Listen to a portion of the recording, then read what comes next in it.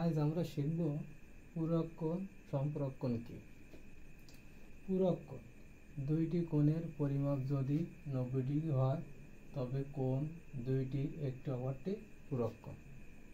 সম্পূরক কোণ দুইটি কোণের পরিমাপ যদি 180 ডিগ্রি হয় তবে কোণ দুইটির একটি অপরটি সম্পূরক কোণ।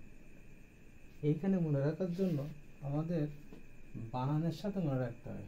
পূরক কোণ, পূরক বানানটা আছে ছোট, এই জন্য এই দুইটার পরিমাপ কত, কোণ দুইটা পরিমাপ হবে 90 ডিগ্রি। সম্পূরক কোণ এই বানানটা বড়, এই জন্য এর কোণের পরিমাপ দুটির যোগফল 180 ডিগ্রি। এটা হচ্ছে সব থেকে সহজভাবে মনে রাখার পদ্ধতি। এখন আমরা শিখব একটি কোণ দেওয়া থাকলে সেই কোণের পূরক কোণ কত আর সেই কোণের সম্পূরক কোণ কত।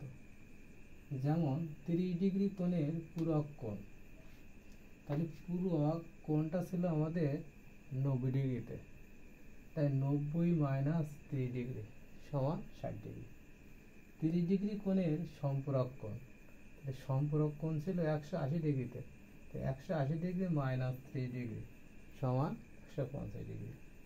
এভাবে আমরা 80 ডিগ্রি কোণের পূরক কোণ, তাহলে 90 বিয়োগ 80 সমান 10 ডিগ্রি। আর 80 ডিগ্রি কোণের সম্পূরক কোণ 180 বিয়োগ 80 ডিগ্রি সমান 100 ডিগ্রি।